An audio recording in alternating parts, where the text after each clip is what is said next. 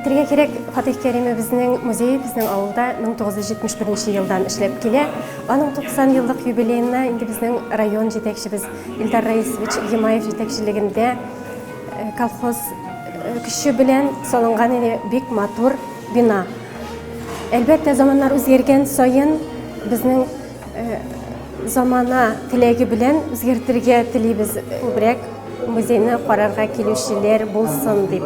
Шуңа күрә быелгы елда Фатих Кәримнең 110 елы тулган елда безгә шушындый бәхет тиде. Без шушындый күркәм, матур, якты, заллы музей бүләккә алдык. Бүген бездә уникаль экспонатлар. Иң беренче чиратта бу шагыйребезнең туып үскән йортының макеты. Ул бүгенге көнгә кадәр Бәләбәй шәһәрендәге ул укыган педагогия техникумында сакланды. Шулай ук тагын бер уникаль экспонат бүген безнең ачылуга Казан шәһәреннән Бөек Ватан сугышы мемориаль музееннан килгән экспонат шагыйрьнең шинеле һәм итеге.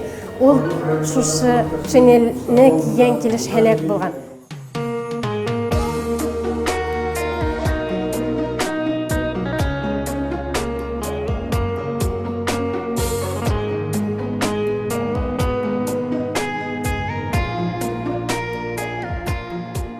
Электрон витриналарда біз Фатих Кәримнең кулъязмаларын күрәләбез.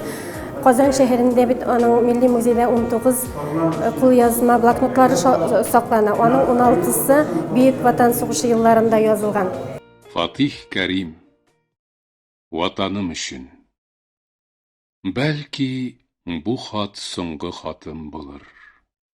Иң дәһшәтле утка керәмен. Шулай була калса, Кояшны да бүген соңгы тапкыр күрәмен. Мин сугышка керсәм, дошманымның йөрәгенә төзәп атамын. Үзем үлсәм, балаларым кала, минем гомрем булып ватаным. Кала дөнья, кала бар матурлык, ал чәчәкләр кала болында. Чәчәкләргә төренеп, Изем кала, жырым кала үткән юлымда. Үләм икән, үкенечле түгел, бу үлемнең миңа килүе. Бөек җыр ул, бөек ватан өчен, сугыш кырларында үлүе. Безнең төп фондта 300-дән артык экспонат. Ул инде бер караганда күп тә түгел сыман. Шәхси әйберләреннән бүгенге көндә бездә ул кигән күлмәге, аның галстугы, аның кара язу әсбаплары. Бу әйберләр безнең беренче музей ачылганда Фатих Кәримнең тормыш иптәше Кадия ханым тапшырган әйберләр. Кызганычка каршы беренче музейны оештырганда шул кадәр җанып киеп безгә ярдәм итеп йөргән Кадия ханым музей ачылышында була алмады. Безнең музей әйтергә кирәк Рәсәйдә берәү. Фатих Кәрим музее Рәсәйдә берәү. Аның пишмаклары бар. Багратионск музеенда бар аның Фатих Кәримгә багышланган пишмак. Шулай ук Мәскәү өлкәсендә Дмитров шәһәрендә музейда бар Фатих Кәримгә багышланган пишмак.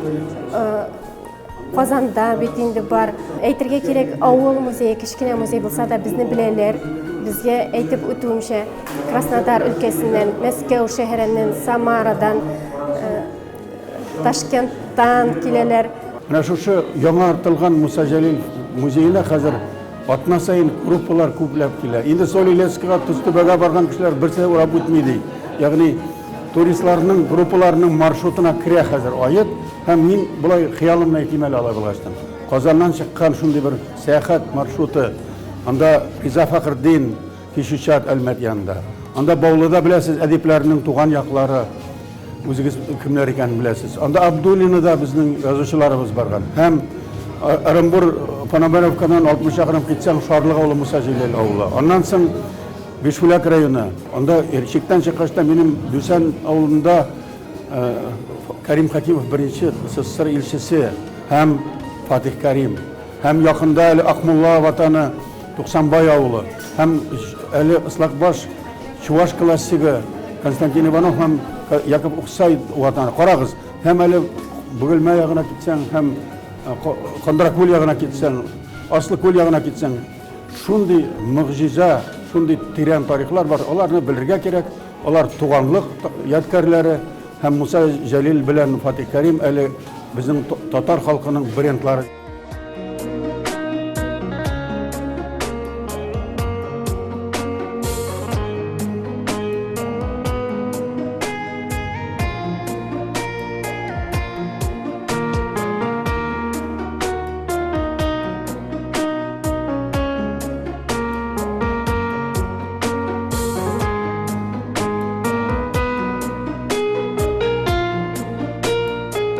Bizge eksponatlар белән бик ярдәм итте Фатих Кәримнең кызы Лейла апа. Аларның гаилә архивыннан без музейга хәтсез материаллар ала алдык. Без Лейла апага бик рәхмәтлебез. Оренбург губернасының Бәләбәй өязе Ait таулы ревизия язмаларының Каримовлар гаиләсе турында мәгълүмат теркәлгән битләр саклана безнең музейда. Шулай ук Фатих Кәримнең әтисе мулла булган бит инде, шуңа күрә бездә Коръән сүрәләре һәм яңа экспонатлардан бүгенге безнең музей ачылуга шагыйрьнең кызы Лейла апа шулай ук дисплейләр бүләк итте. Шуларны күрергә була монда. Аннан әйтеп үтүемчә, безгә Башкортстан Милли музее архивыннан документлар табылды. Алар ярдәм иттеләр. Һәм инде музей нәрсәсе белән тагын көчле, монда ФСБ архивларыннан да документлар бар. Milli muzeylar Башкортстан, Татарстан milli muzeyları arxivlarindən var. Şulay ук Лейла апаның гаилә архивыннан материаллар, зур кыйммәтле материаллар дип саныйбыз. Шундый күп кешеләр ничек инде әйтим, әзерләнделәр. Материаллар җыеп, яңартырып, китапларны җыеп. Мин bütün kişiler рәхмәтле. Шундый рәхмәтле, минем прямо йөрәгем калтырый шатлыктан. Беләсезме, әнием өчен, әтием өчен бик ни это сөйнәм. Ул бит исән чакта шул музей оештыру җиргәмендә укытучылар белән сөйләшеп, материалларны җыеп, истәлекләрне язып. Именно музей булды, иске музей. Иске финский домик такой был пятиэтажный, да, аннарсын янартылар, а бу инде, бу храм инде хәзер Фатих Кәримнең бу инде аны туган җирендә шундый музей, яңа музей. Ул бөтенләй яңа музей хәзер. Вот шуның өчен бик рәхмәтле bütün кешегә.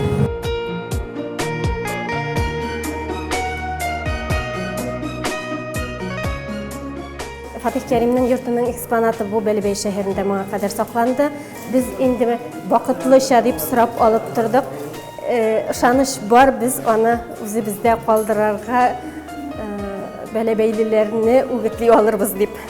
Экспозициядә без Кәримовларның шәҗәрәсен күрәбез. Аның квартетасы Мөхәммәд Кәрим, шулай ук мулла булган әтисе Әхмәт Вәли мулла булган бит, гомумән аның ир туганнары укымышлы dini kişiler bulganlar. Hem indi күрәбез ки Фатих Кәримнең кызлары, уллары һәм оныклары бүген. Һәм инде башка туганнары. Шулай ук фотосурәттә дә Фатих Кәримнең гаиләсе, туганнарын күрергә була. Һәм оныгы Артем Кәримов. По сравнению с тем, что было, конечно, это, земля и небо, скажем так, да, конечно, и побелили, да, и новые помещения, все великолепно, большой труд вложен.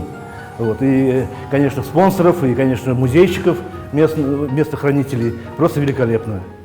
Фатих Кәрим. Ант. Юлбасарлар тапты җиребезне, Ватан сугышына мин китәм. Менә балам, син әнкәсе аның. Балабызны тотып ант итәм.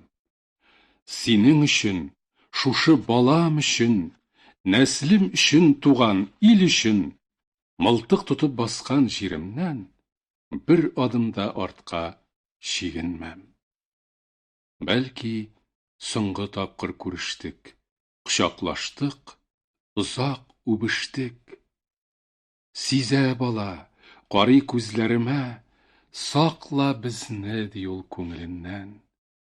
ана күкрәгеннән суырып алган сөт тамчысы алсу ирнендә. Шушы балам өчен, синең өчен, нәслем өчен туган ил өчен, мылтык тотып баскан җиремнән бер адымда артка чигенмәм. Бу фотографиялар безнең фондта бар иде. Хәзер инде алар зур итеп шушлай экспозицияга куелды. Бу Фатих Кәримнең беренче һәлак булган каберен тапкан фрагментлар монда фотографиядә. Аның беренче җирләнгән урыны. Әйтергә кирәк, Фатих Кәрим бит 3 тапкыр яраланып һәлак булган һәм ул 3 тапкыр җирләнә.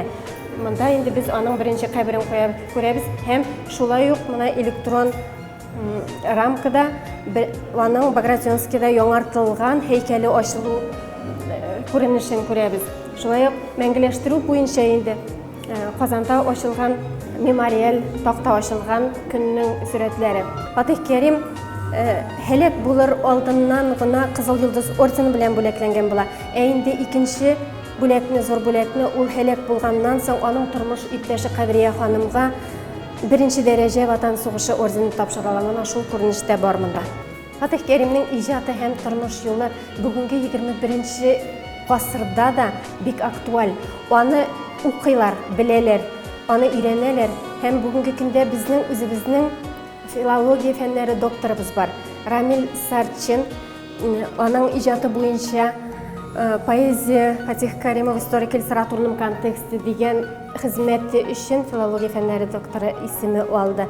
Фатих Кәримнең аның иҗатының аның киләчәге бар, дәвамы бар дип әйтергә кирәк.